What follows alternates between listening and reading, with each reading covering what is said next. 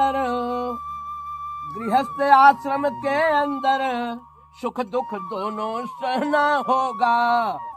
धैर्य हृदय में धारण कर सब दिन समान रहना होगा। यह गृहस्थ आश्रम है जिसमें आज हम और आप कदम रखने चल रहे हैं। तो गृहस्थ आश्रम में सुख भी आएंगे हम दोनों के ऊपर और दुख भी आएंगे। सुख में न ज्यादा उतावला होकर कार्य करना पड़ेगा कीजिएगा, और न दुख में ज्यादा गंभीर ही हो जाएगा। दोनों में सौम्य होकर चलिए। यह कन्या का प्रथम वाक्य रहा। कन्या का दूसरा वाक्य है, बापी कोप तडागानी यज्ञ जाता महोत्सवान नारभेदनुज्ञाया देवुर्जे पे तथा बदे।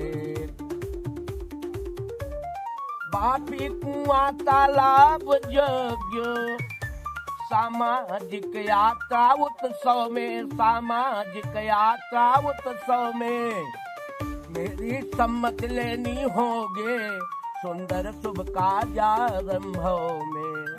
अरे भगवान, आप बावली खुदवाएं, कुआं खुदवाएं, तालाब खुदवाएं अथवा यज्ञ की करें, तो उन सब में या सामाजिक कोई भी कार्य करें तो मेरी अनुमति लीजिए अथवा मुझे अपने साथ लेकर यह धार्मिक कार्य कीजिएगा, और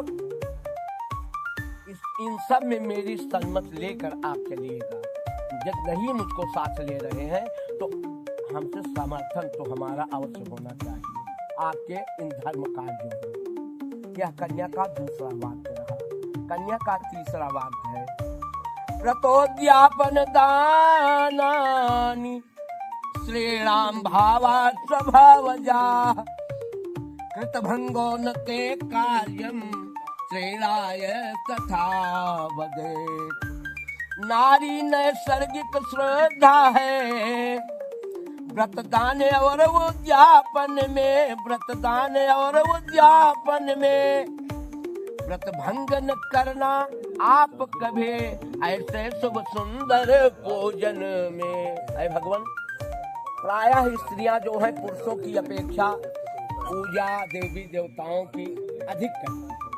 तो अरे भगवान, जब मैं कोई व्रत करना चाहूँ, दान देना चाहूँ या उद्यापन करना चाहूँ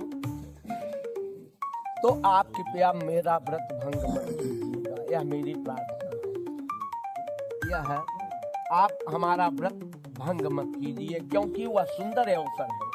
हमेशा यह सर आवत अति कठिनाई, पूजा पाठ और व्रत और धर्म कार्य में जाते समय लोग मुकर जाते हैं।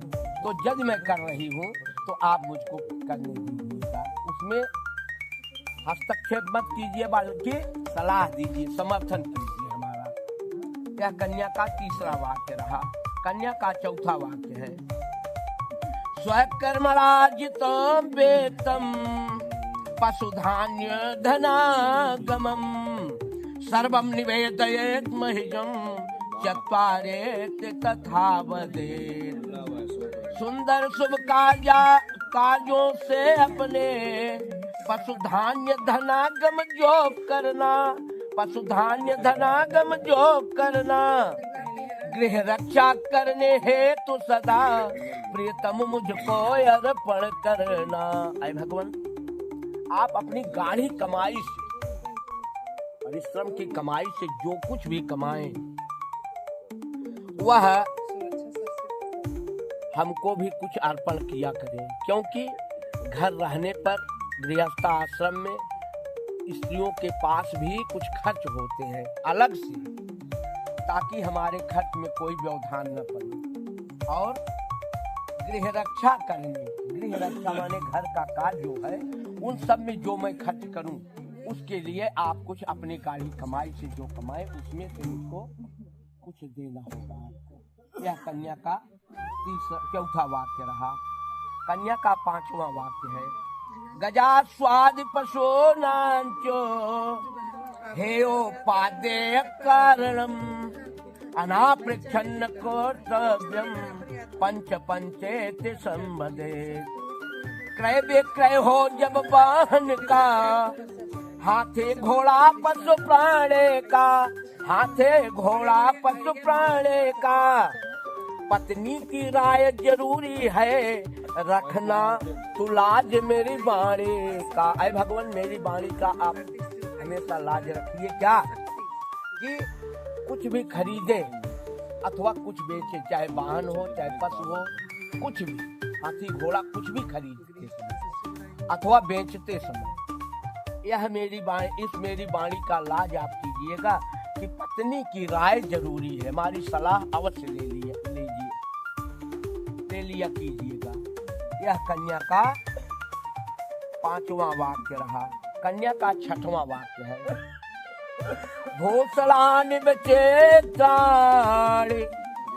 रत्न धातु मयानि चो, दद्यान्न प्रतिगृह्णीयात् खड्डितावपि संबधेत्।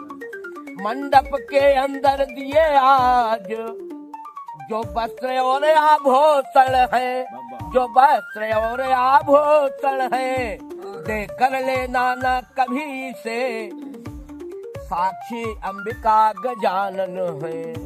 कन्या कह रही है कि ऐ भगवान, इस मंडप के अंदर आप अथवा आपके पिता, आपके भाई, कोई भी ले आया हो, मंडप के अंदर जो हमारे निमित्त आया है, वस्त्र और आभूषण आज दिए हैं इतने लोगों के समक्ष, और इसको देकर कभी लेने की कोशिश मत कीजिएगा। लीजिए तो मेरी सलाह से लीजिएगा, जब मैं प्रसन्नचित्त से दे दूं तो सब सर्वस्व ले लीजिएगा, नहीं तो जबरदस्ती इनमें से कुछ मत लीजिएगा। यह कन्या का 6वां वाक्य रहा। गीत कन्या का 7वां वाक्य है और अंतिम है। गीतवादित्य मांगल्यम बंधो नांच गृह सदा, अनाहुता गमिष्यामि यदा माम प्रतिपालयेत्। मांगलिक शुभ कर्मों में बिन पूछे भेजत जाऊं मैं, बिन पूछे भेजत जाऊं मैं, तो हे प्राणनाथ नाराज न हो, चरणों में शेष झुकाऊं मैं।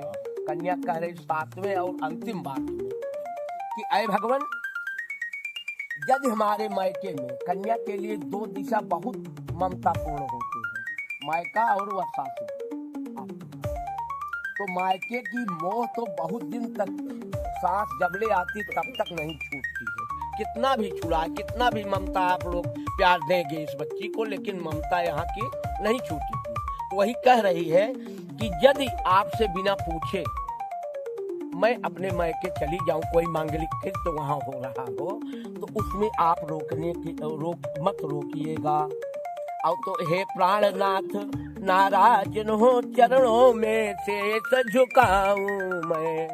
हे भगवान, आप नाराज मत होना, उस समय आपसे मैं प्रणाम करके यह बात कर रही हूँ। और क्या कर रही है? सेवा से वंचित रहने का आता आश्रम में भेद कभे, आता आश्रम में भेद कभे, उस समय न हो नाराज आप, जीवन साथे पति देव कभी। जैसे घर गृहस्थी में कहीं से आए और पानी देने में थोड़ा लेट हो जाए, उसके लिए नाराज मत हो, क्योंकि परिवार को देखते हुए हमको आपकी सेवा करनी पड़ेगी। या नहीं कि आपकी सेवा हमेशा जुटी रहे, क्योंकि हमारे धर्मशास्त्र में लिखा गया है, जिन माता पिता, एक माता पिता छोड़कर यह कन्या जा रही है और दूसरा माता पिता वहां पा रही है, तो वही कह रही है कि जिन माता पिता अरे सेवया पूजतो मंदिरे तेन पूजा कृता बनवा। मंदिर में जाकर पूजा करने से उतना लाभ नहीं होता जितना अपने घर के बुजुर्गों की सेवा करने से लाभ होता है। तो इसलिए सेवा से थोड़ा वंचित भी हो जाऊं, थोड़ा लेट हो जाऊं, उसके लिए आप नाराज मत होना। सेवा से वंचित रहने का आता आश्रम में भेद कभे, उस समय न हो नाराज आप, जीवन साथे पति देव कभी।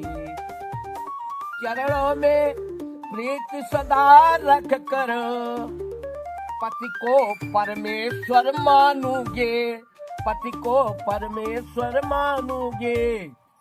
यदि आप यह प्रतिज्ञा पालेंगे तो मैं भी आज्ञा मानूंगी। आपके इशारों पर मैं चलती रहूंगी, लेकिन इन प्रतिज्ञाओं को आपको मानना होगा। कन्या शपथ ले रही है यहाँ, करे कि एक ही धर्म, अरे एक व्रत ने माँ, अब काय बचन मम पति पद प्रेम। हमारा धर्म नियम हर कुछ जो कुछ है पति पद प्रेम, पति के चरणों की सेवा करना यही हमारा धर्म है। और अरे जिय बिनु देह नदिय बिनु बारी, तई सही नाथ पुरुष बिनु नारी। जैसे मछली को जल से निकाल कर पृथक कर दिया जाए, वैसे दशा होती है इस योग पति के लिए। और यह जो लावा भाई आया है, लावा पंछा ना, लावा से सीख दिया है इन दोनों बच्चों को कि जैसे धान दिया गया भलभूजे के घर, और भलभूजा जो है बालू खूब गर्म किया, गर्म करने के बाद धान डालकर जब रगड़ता है उसमें से तो लावा फूट जाता है, लेकिन भूसी जो है उसमें चिपकी रहती है। वही कह भाई सीख दिया बहन को अपने कि इसी प्रकार से दोनों आपस में तालमेल बनाकर, कितना भी कष्ट पड़े, सुख पड़े अथवा दुख पड़े, आपस में तालमेल बनाकर आगे को कदम रखना। और यह लोढ़ा रखा जाता है, लोढ़ा धकेला जाता है, इसका मतलब यह होता है कि पर्वत जैसा कष्ट आवे तो हम दोनों आगे ठुकराते हुए आगे को निकल जाए, उस पर रुक कर अपना शोक न व्यक्त करें, कितना भी कष्ट हो उसको ठुकरा कर आगे निकल जाए। इन दोनों का यही मतलब हुआ। यह कन्या का 7वां और अंतिम वाक्य रहा।